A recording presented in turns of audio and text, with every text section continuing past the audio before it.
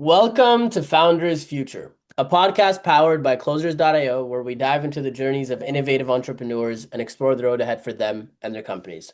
I'm your host, Ammar, and in each episode, we uncover the stories behind impactful ventures, the challenges faced along the way, and the strategies driving their future growth. Today, we are absolutely thrilled to have Otis McGregor, the founder and CEO of Tribe Plus Purpose, a coaching and consulting company built to help leaders and business owners find clarity, build influence, and live a life of impact.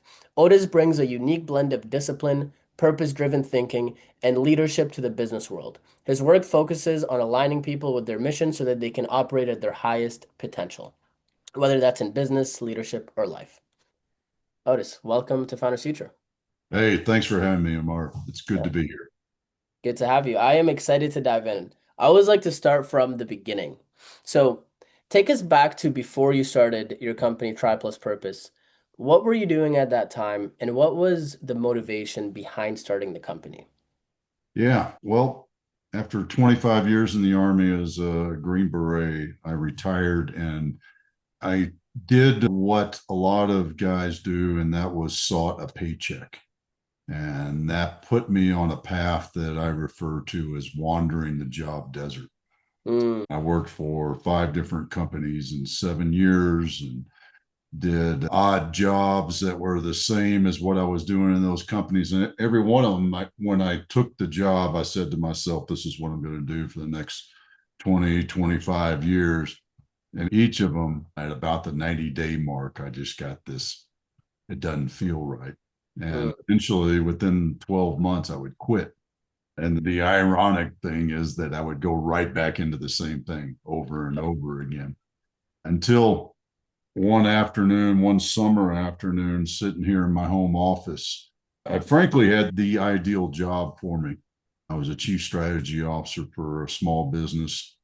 The owner is a friend of mine.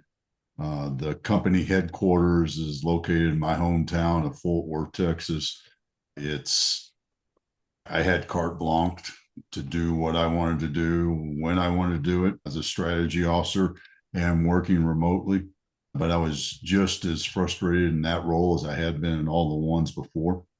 And this little oval thing sitting here on my yeah. odd shaped ball sitting on my shelf there, I had just finished my seventh year of coaching a boys' high school rugby team. And that afternoon, when I was sitting here and I had this moment of feeling sorry for myself that turned into a moment of clarity, I realized that in the past 7 years, the only two things that had been consistent in my life since leaving the Army were my family and that funny shaped ball right there, rugby.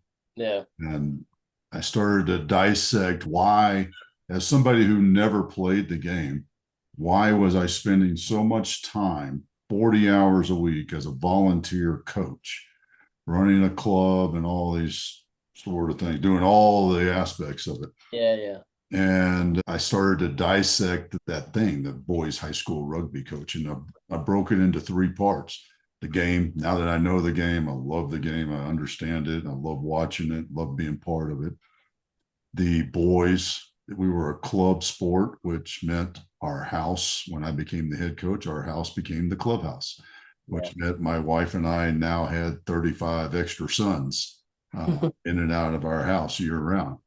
And then the final piece was being their coach. And I realized that was the thing that drove me, that kept me going, that fueled me to become a better coach, better understanding the game, better leader for them. And I took that understanding, and that's when I pivoted into tribe and purpose and Mm, really focused in on creating a legacy of great leaders. And love that. that's the origin story of it, and Yeah.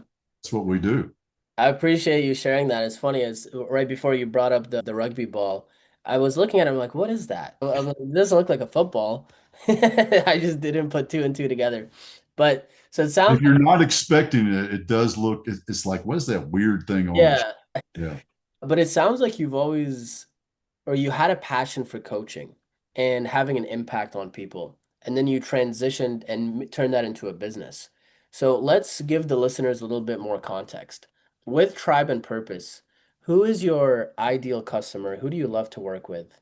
And then what are the different offers and services that you provide? Yeah, we love to work with family run small businesses Okay. because there's a dynamic there that I think we really resonate with because my son he is part of the one who played rugby and now coaches rugby at the University of Arizona. To give them a plug, is also one of my coaches and a key member of the Tribe and Purpose team. So that's, and more specifically, it's family run businesses that are in the trades. And what we found is those family run businesses that the descendants are part of the business. And think of it as the patriarch, the matriarch is the founder, CEO, and wants to set their descendants, whether it's the children, nieces and nephews, brother-in-laws, son-in-laws, whatever, wants to set them up for success. Those are the people, the ones that are just doing a job and enjoying life and have friends and things like that they've been working with for 25, 30 years. We all know those guys, right? Whether they're plumbers or welders, metal fabrications. But it's really the ones who they see their sons, daughters, family in the company, and they know that they want to pass it on and they Yeah. want to help them. They want to set them up for success. And Yeah. that's what we do. We do that three ways. We break out how we are creating that legacy of great leaders in these three ways. The do it yourself. We have our YouTube channel, and our YouTube channel has our podcast, 10X Your Team, and that's also the YouTube channel. We have live monthly master classes that I do on anything from leadership pipeline to building a team to you name it, all focused around leadership. Uh, On Zoom? I do it live and then it's on YouTube. Got it. Perfect. YouTube, when you do the live thing, LinkedIn, Facebook, and YouTube become that channel. 10X Your Team is our repository. Got And it. then my leadership philosophy, and that's hashtag whiskey words. And that is, quite frankly, that is what it is. It is me with a cigar and a glass of whiskey philosophy. And There you go. learn a lot there. So that's one. That's the free do it yourself. And then our done with you is our leadership development system. And that is our Green Beret leadership program. That is where we help small businesses, the same ones we talked about a minute ago. Those small businesses build a team of leaders so that they can have a competitive advantage over their competition because leaders fix things. They take Mm, yours, they solve problems, they bring you solutions. They don't just go, that didn't work, and throw their hands up and sit around and wait to be told what to do. yeah. So that's how you get a competitive advantage. And then our done for you is our fractional chief operating officer. That chief Okay. operating officer helps out that CEO founder whose business is flatlined in growth because that CEO founder is now spending too much time running the business, head down, doing the ops, the day to day, and those things. So a fractional COO comes in, establishes the systems, processes, and culture to launch the Awesome. business to the next level of growth.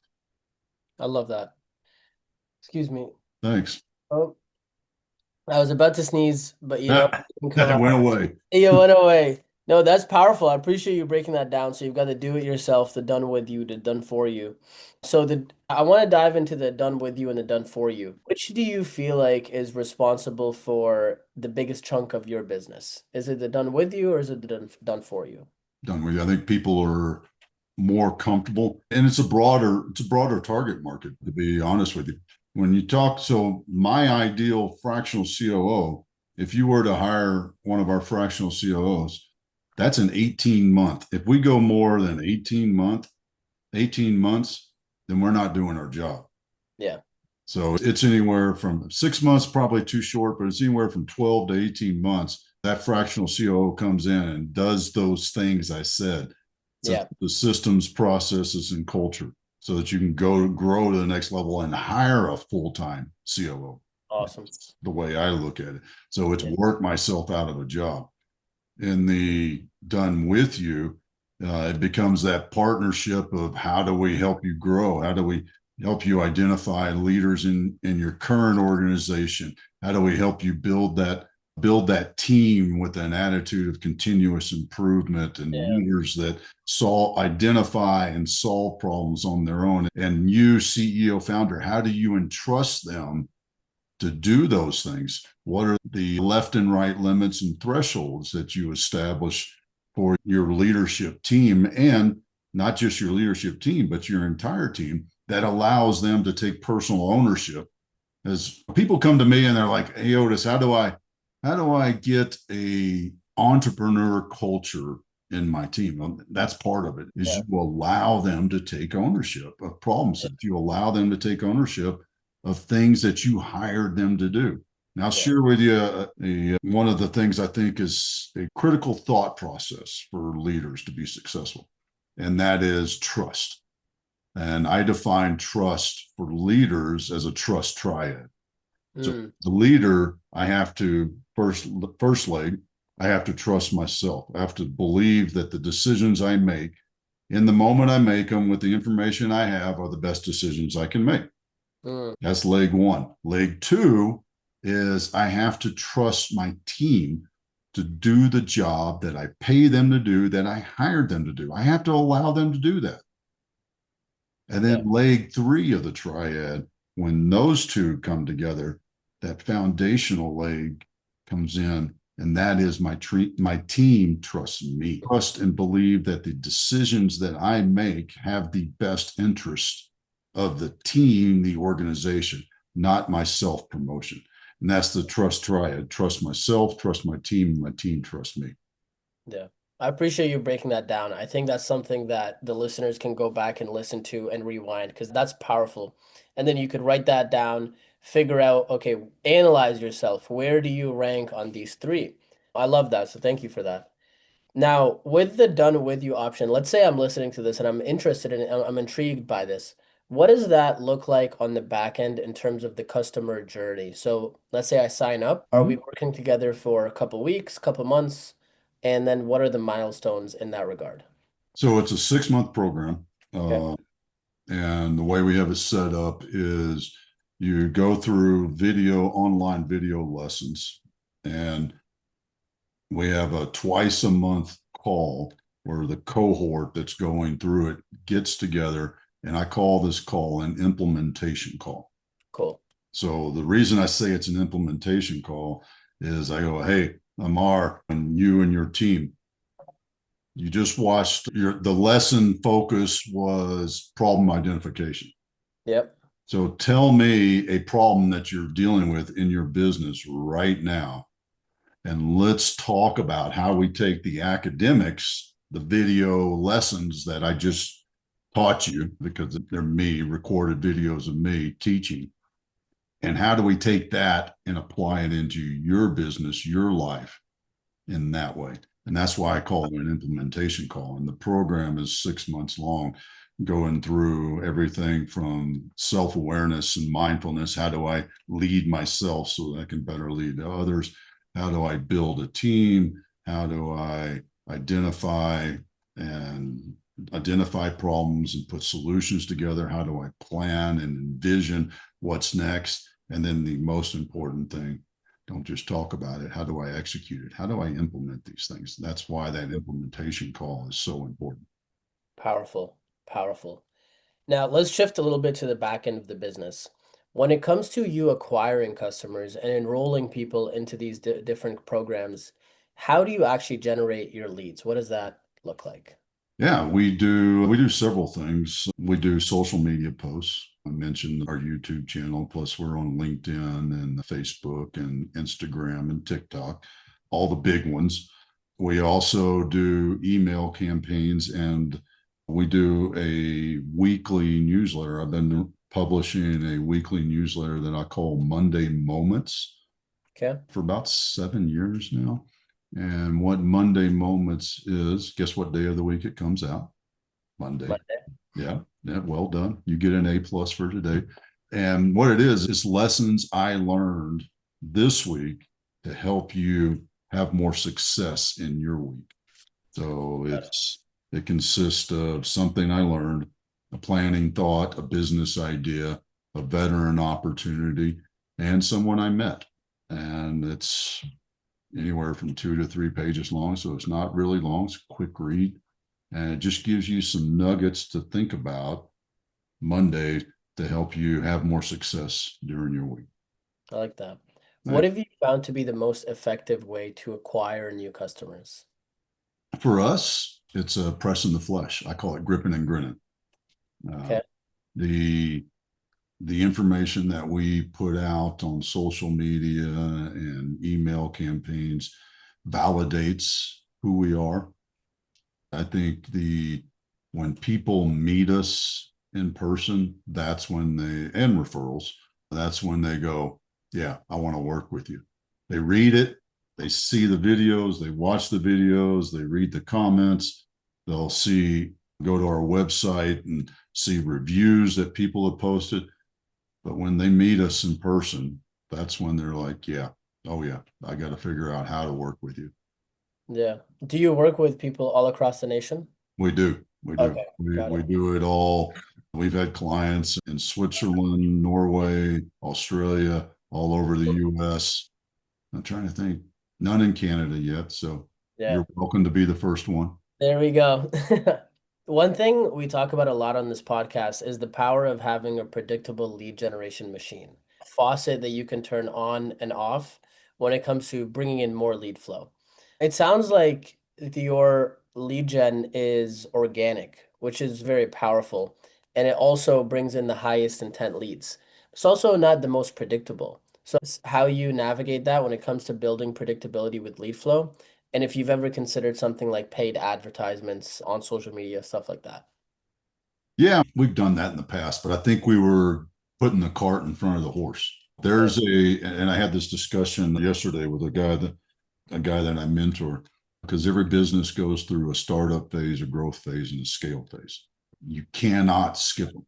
Some people, they'll be shorter. It all depends on where your business is, how it is. And when you're in the growth phase, and that's where I think we are as Tribe and Purpose, the growth phase requires the gripping and grin.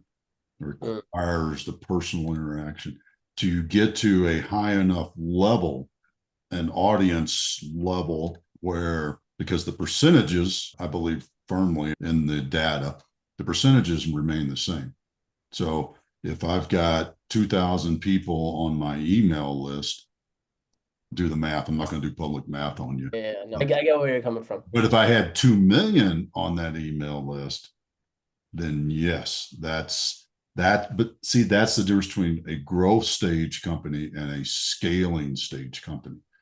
So as we're growing to a true scaling where ads, true email marketing campaigns are reaching a wider audience, that percentage Hmm. works. Yeah.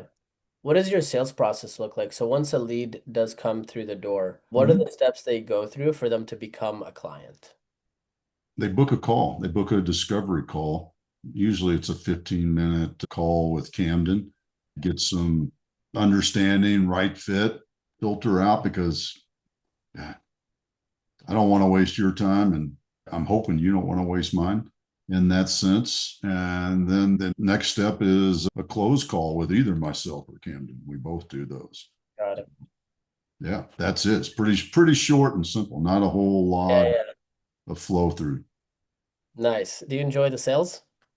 Yeah, yeah, I do, because I'm giving them something that I believe, giving them the opportunity to choose something that I believe will help them have more success in life Mm, and truly live their life with intention and pursue their purpose. amazing. When you think of your vision and where you want to take the company in the next 12 months, are there any specific revenue targets, performance targets, priorities? Paint me that picture.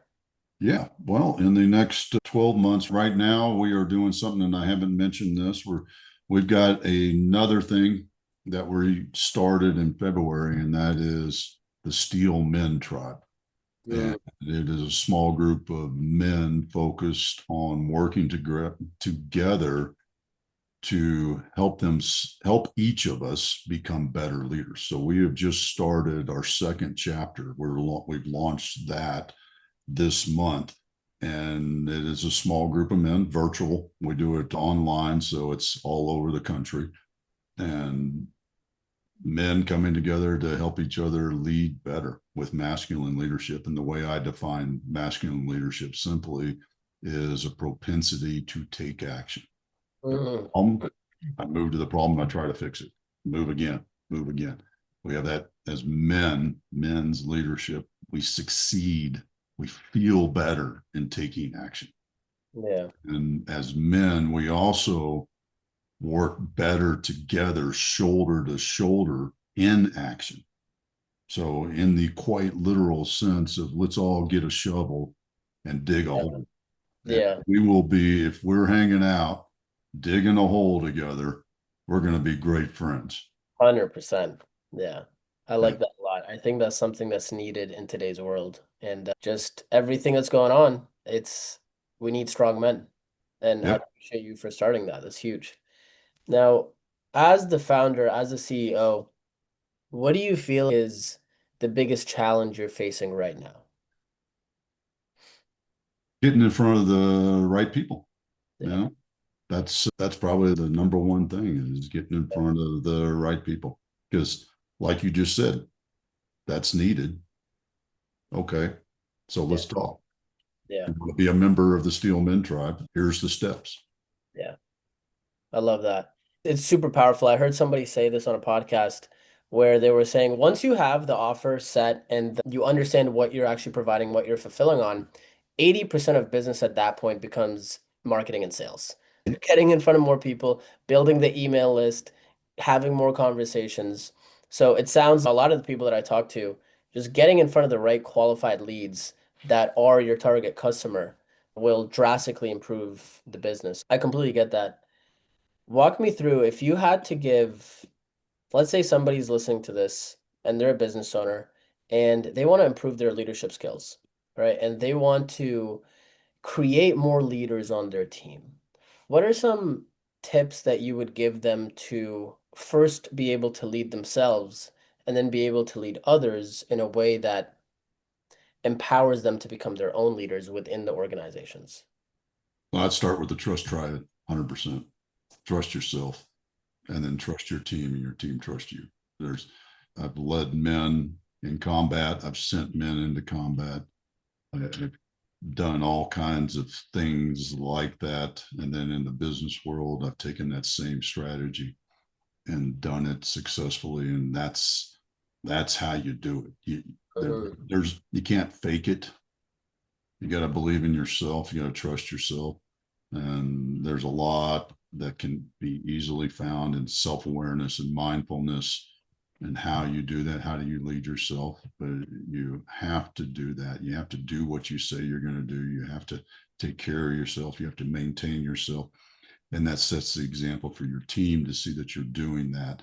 And that's building that culture that everybody wants in their business. And that's a culture of entrepreneurship, people that lead and solve problems and they do it for themselves.